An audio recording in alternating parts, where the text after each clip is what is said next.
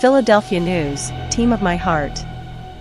The Philadelphia 76ers might have just created their most valuable trade asset by complete accident, and in the process, they absolutely crushed a young player's entire future with the franchise. I'm talking about a 31-year-old veteran who nobody, and I mean nobody, expected to turn into a legitimate three-point threat this season. This dude is currently shooting over 40% from beyond the arc. 40%! For context, that's better than Damian Lillard this year, better than Donovan Mitchell, better than half the guards in the league who were supposed to be snipers. And we're talking about a center, a traditional, paint-dwelling, rebound-grabbing center who spent 14 years in this league being absolutely terrible from three-point range. But now, he's out here spacing the floor like he's Brook Lopez. And that transformation just made him one of the hottest commodities heading into the trade deadline. This is massive for Philadelphia's championship window, but it's also a disaster for one young prospect who thought this was going to be his breakout season. So here's the situation. The Sixers are desperately trying to maximize their contention window with Joel Embiid, right? Every single move they make has to be about winning now, because nobody knows how many healthy seasons they actually have left with their franchise center. That means every rotation spot matters. Every player on the roster has to contribute to winning games today, not 3 years from now. And this veteran big man, who everyone assumed would be a solid backup doing the dirty work off the bench, just turned himself into something way more valuable than anyone imagined. He's not just grabbing rebounds and setting screens anymore. He's legitimately spacing the floor. Defenders have to actually guard him at the three-point line now, which is absolutely insane if you know anything about his career. This dude has attempted maybe one three-pointer per season for most of his time in the NBA. Now he's letting them fly with confidence, and they're going in at an elite rate. But here's where it gets complicated. The Sixers drafted a young center in the second round last year.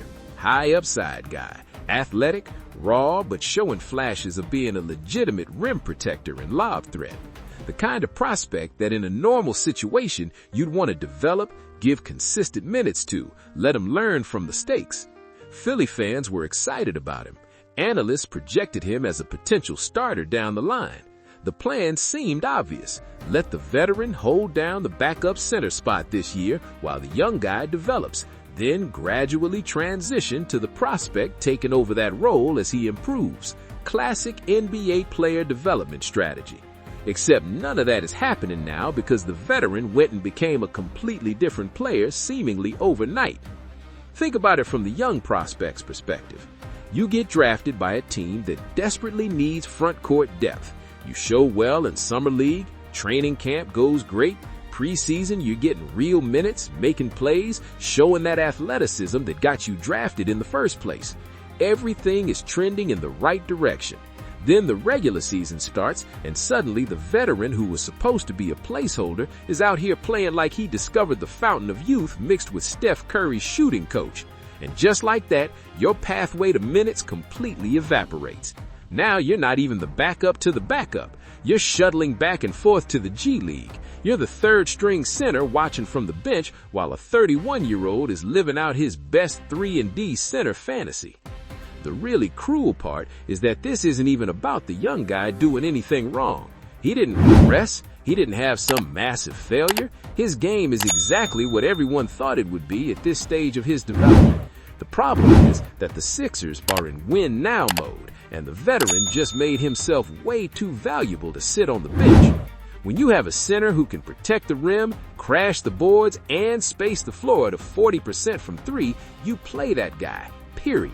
Especially when your starting center is Joel Embiid, who misses more games than he plays. You need that backup to be ready to contribute in real playoff games, not a developmental project who might be good in 2 years.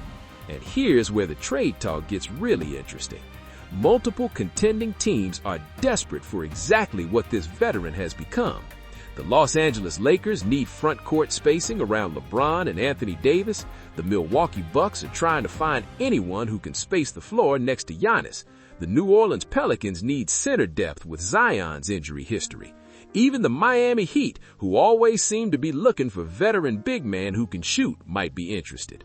This dude went from being a minimum contract placeholder to a legitimate trade chip that could bring back rotation players of future draft capital.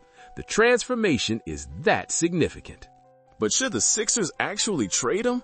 That's the billion-dollar question. On one hand, you have a center who is playing the best basketball of his career at age 31, providing exactly what this team needs off the bench: real floor spacing, playoff-tested experience, the ability to play next to Embiid or fill in when he's inevitably injured.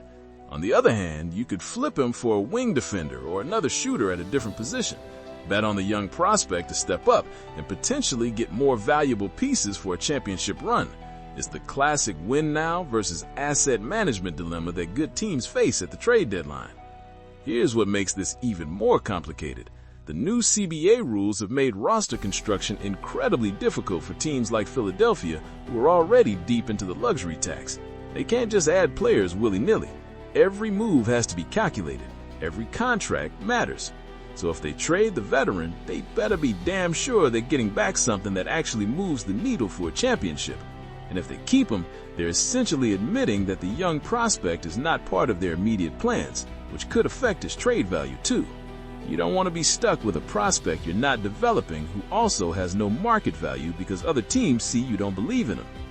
Let's talk about what precedent tells us. Remember when the Nets went all in on the Kevin Garnett and Paul Pierce era?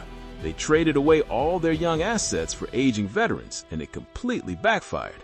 The Wizards did something similar with John Wall and Bradley Beal, and both those careers imploded right after they got paid. But those situations are different because this veteran isn't the centerpiece. He's a complementary player who got better, not a declining star they're betting the franchise on. The better comparison might actually be what the Bucks did with Brook Lopez. They found a center who could shoot threes, built their entire defensive scheme around him, and rode that to a championship. Could this be Philadelphia's version of that? Could this unexpected evolution be the missing piece they've been looking for? The fascinating subplot here is how one player's success can completely derail another player's career trajectory through no fault of their own. The young prospect didn't do anything wrong. He's the same player he was on draft night. But NBA teams don't care about fair. They care about winning. And right now, a shooting center helps them win more than a developmental project. It's harsh, but it's reality. The kid is watching his minutes dry up, getting sent to the G League and probably wondering if he'll ever get a real opportunity in Philadelphia. Meanwhile, the veteran is having a career renaissance that might earn him one more nice contract before he retires. So what happens next?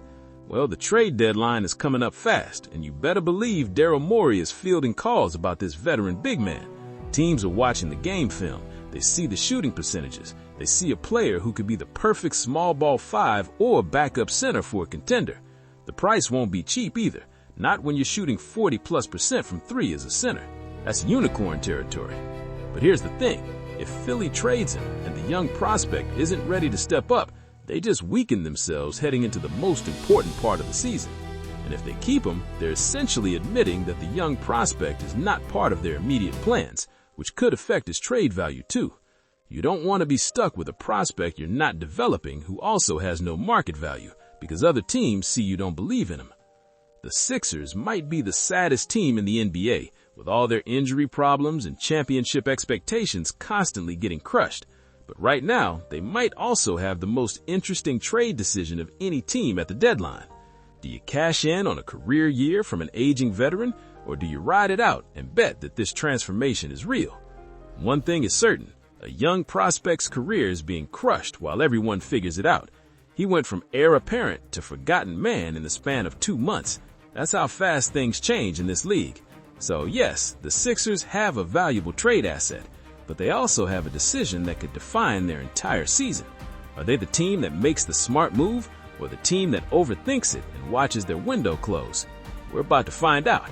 And by the way, that veteran center having a career renaissance who just became Philadelphia's most intriguing trade chip and simultaneously ended a young player's immediate future with the franchise. That's Andre Drummond. Yeah, Andre Drummond is shooting 41.7% from three this season. I told you nobody saw this coming.